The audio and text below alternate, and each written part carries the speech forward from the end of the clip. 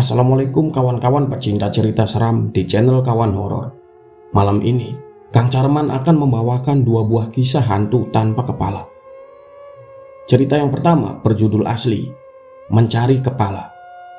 Dan cerita yang kedua berjudul asli, Sosok Tanpa Kepala, yang berada di bawah kolong jembatan.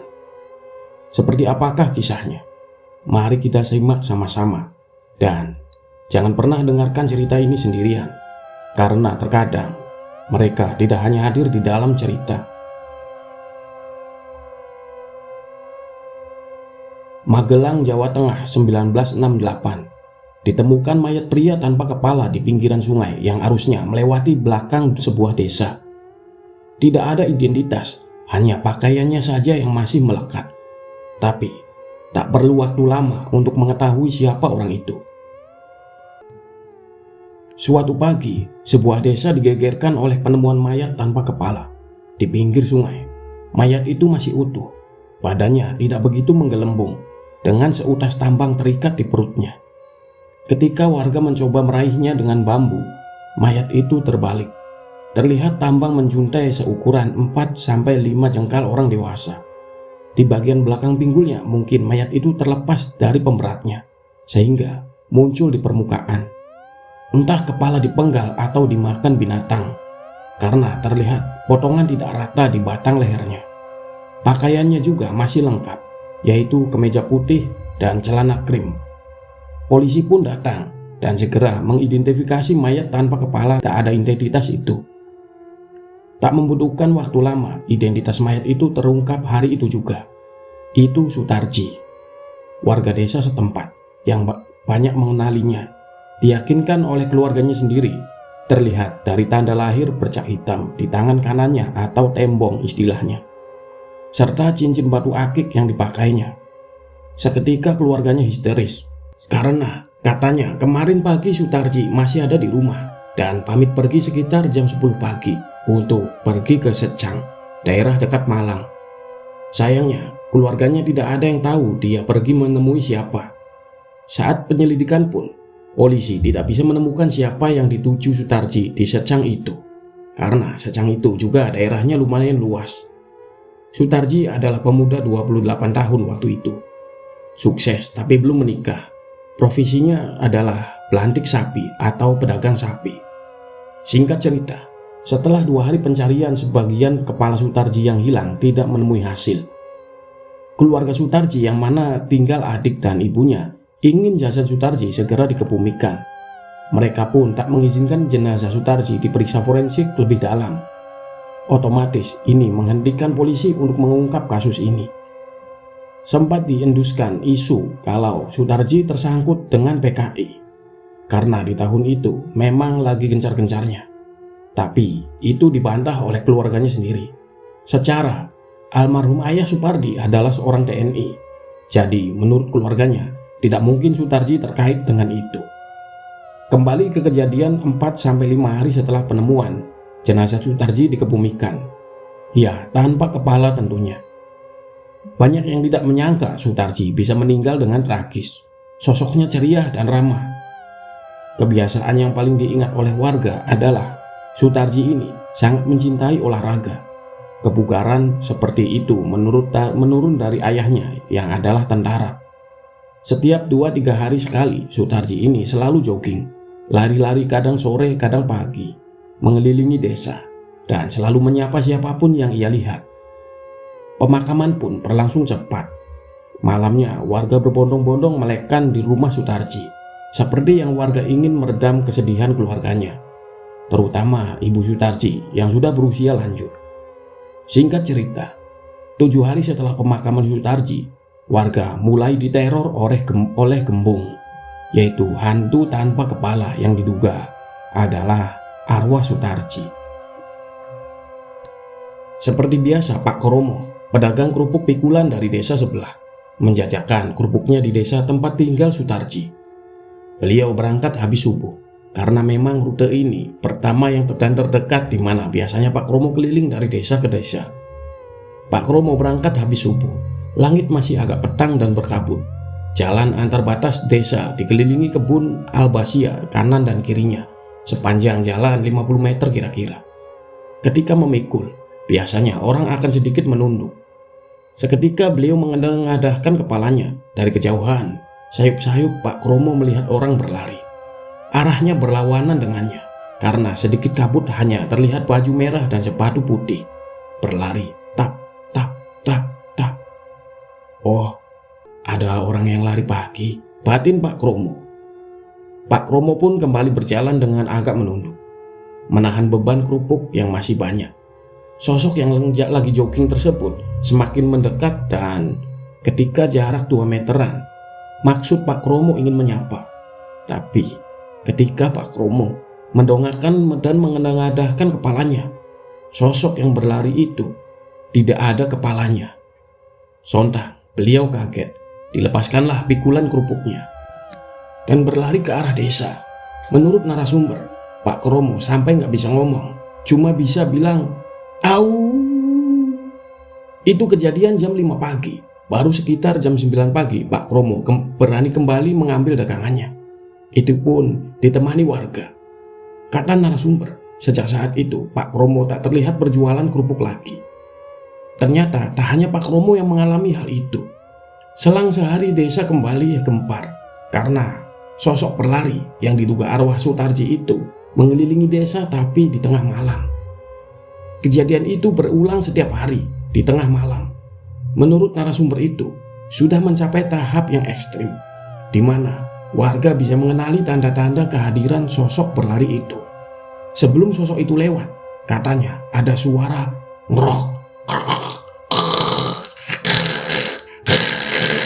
Sosok itu berlari dengan darah yang memuncrat dari batang lehernya, yang mana itulah yang menimbulkan suara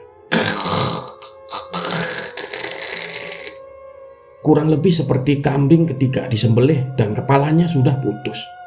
Akan ada suara dari kerongkongan yang mengeluarkan darah.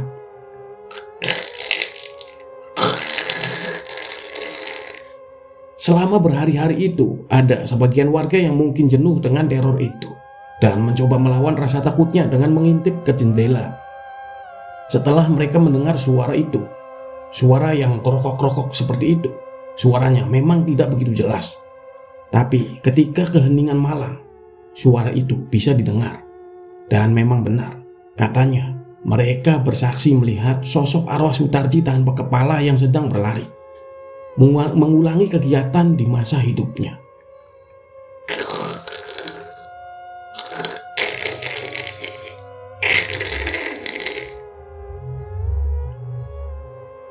Belum genap 40 hari kematian Sutarji, teror hantu gembung ini semakin sering terjadi.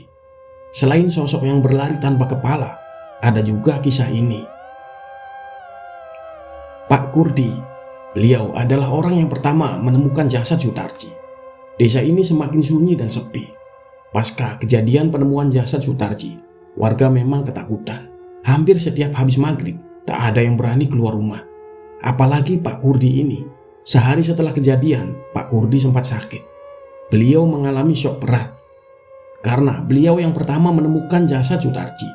Dan di suatu malam menuju 30 hari kematian Sutarji, sekira pukul 1 dini hari, ada suara ketukan dari pintu rumahnya.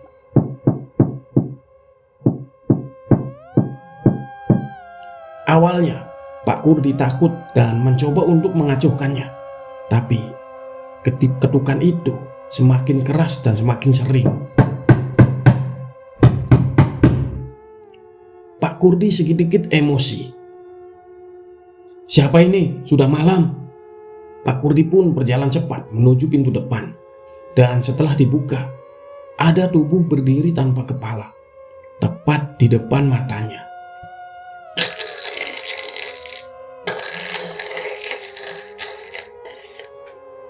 Tubuh tanpa kepala itu tidak bergerak, hanya darah yang muncrat dari batang lehernya. Dengan tangan menengadahkan ke atas, seolah menanyakan kepalanya. Sontak, Pak Kurdi membanting pintu dan pingsan. Selang kira sehari, Sunyoto bisa dibilang dia adalah teman Sutarji dari kecil. Mereka juga seumuran. Sunyoto ini bekerja membantu bapaknya di bengkel mobil. Bengkel mobilnya juga jauh dari desanya. Saat itu Sunyoto sedang lembur membantu bapaknya benerin mobil. Waktu itu sekira jam 10 malam. Sunyoto lagi posisi di kolong mobil. Beberapa saat kemudian bapaknya ini pamit mau pulang, ambil apaan gitu, terus mau ke bengkel lagi. Sekira jam 11, posisi masih di kolong. Sunyoto melihat kaki di samping mobil yang tengah diperbaikinya. Awalnya itu dia kira bapaknya. "Oh, udah sampai toh pak, kok nggak ada suaranya?" Sosok yang dia kira itu bapaknya diam saja tidak menjawab, tapi masih saja berdiri di situ. Sunyoto menggelengkan kepalanya dan kembali melanjutkan aktivitasnya. Tapi mata luarnya melihat kaki itu bergerak. Sunyoto pun menoleh dan dia melihat kaki itu semakin melayang, tidak menyentuh tanah. Sunyoto ketakutan dan berteriak, "Tolong, tolong, tolong!" Seketika, troli pijakan untuk alas di kolong mobil itu seperti ada yang menarik. Cepat sekali, sampai dia tak lagi di kolong mobil. Sunyoto mencoba berlari, tapi tepat di sampingnya ada Gembung dengan posisi yang sama. Hanya berdiri tegak, diam, dan menengadahkan tangannya ke atas, seolah menanyakan kepalanya. Sunyoto pun pingsan, dan ternyata di malam yang sama ada beberapa warga yang juga didatangi sosok Gembung ini. Dengan ekspresi kedua tangan menengadah seakan bertanya, "Di mana kepalaku?" 3 hari kemudian adik Sutarji mendatangi warga.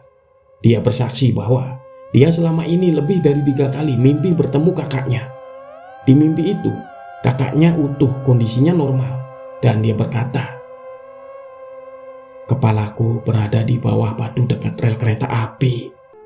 Atas dasar itu warga melapor ke Babinsa setempat. Pencarian pun dilakukan, dimulai dari rel daerah dekat situ hingga Secang. Tapi kepala Sutarji tidak pernah ditemukan sampai sekarang.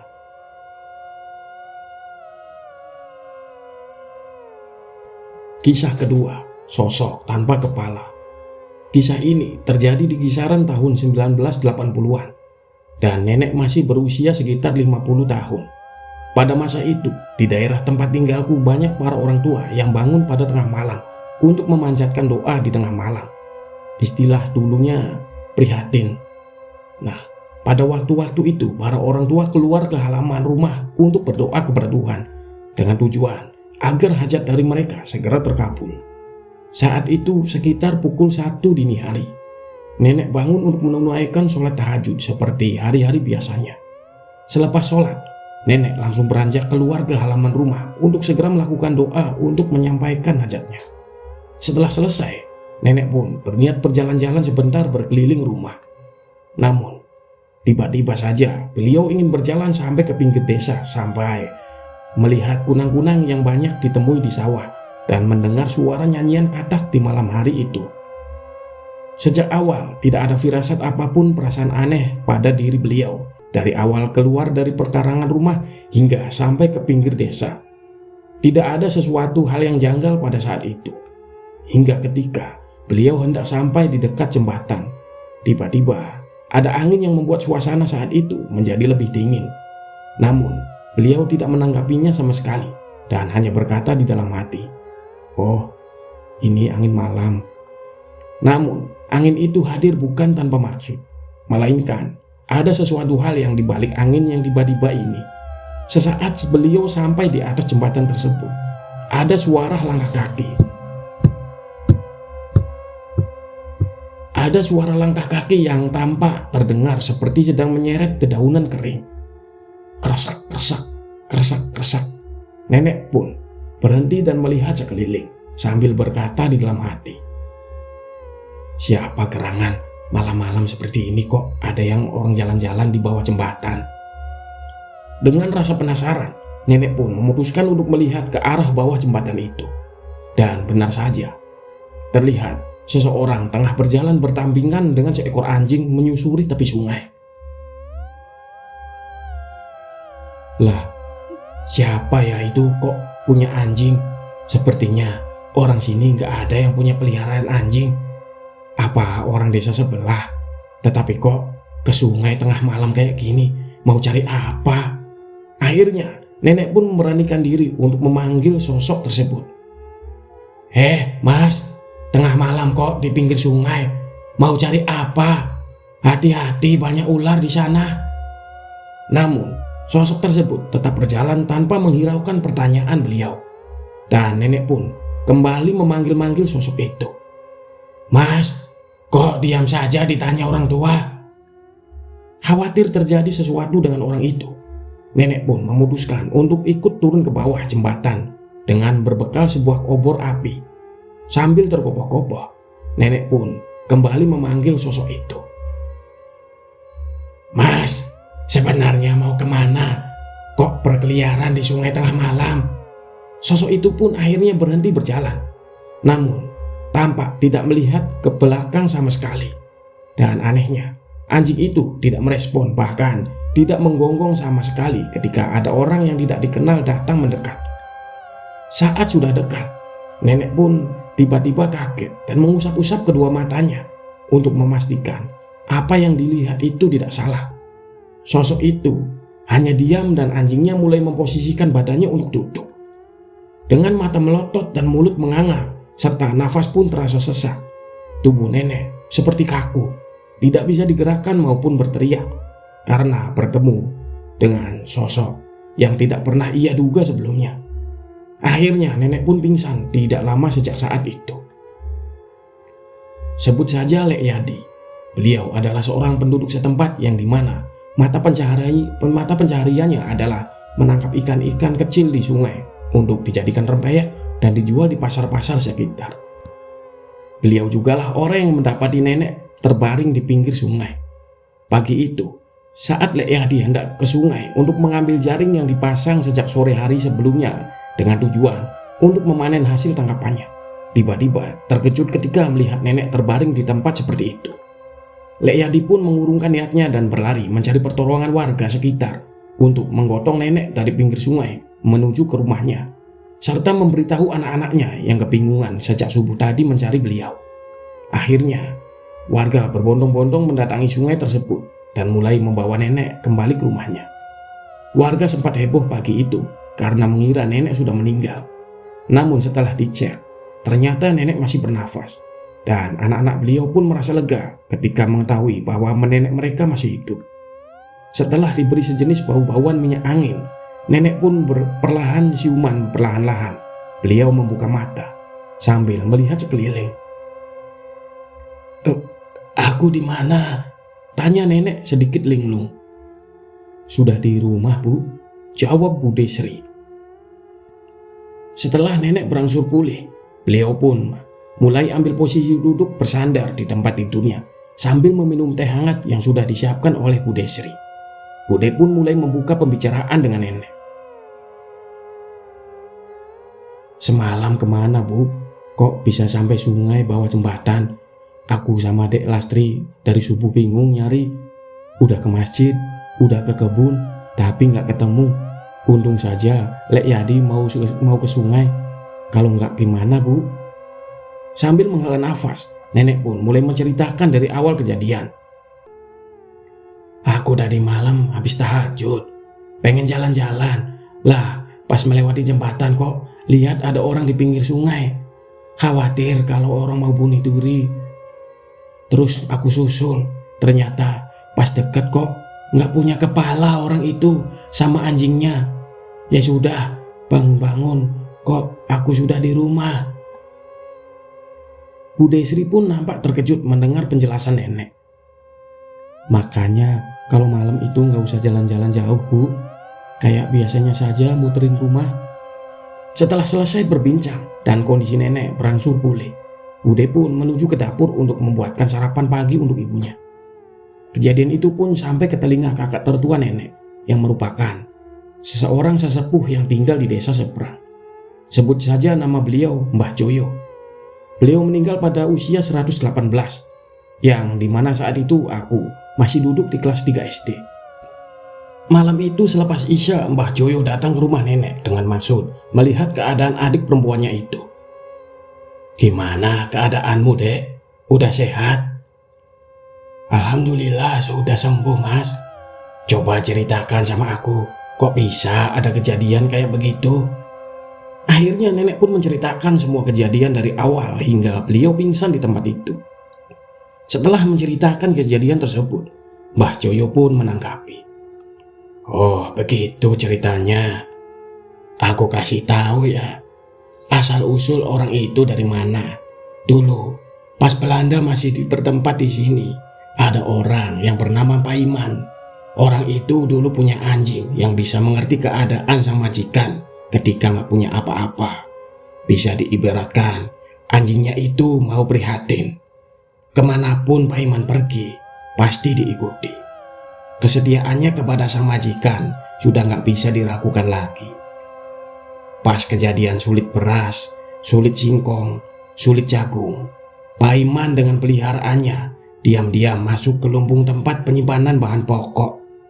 Paiman berniat mengambil untuk dibagikan ke tetangga-tetangganya karena tidak tega melihat tetangganya pada kelaparan. Tapi niat baik tidak selalu diiringi dengan nasib baik. Ketika sudah sampai mengambil beras 2 karung, Paiman ketahuan oleh prajurit Belanda. Akibatnya ditangkap, lalu dijatuhi hukuman pancung bersama dengan anjing kesayangannya itu.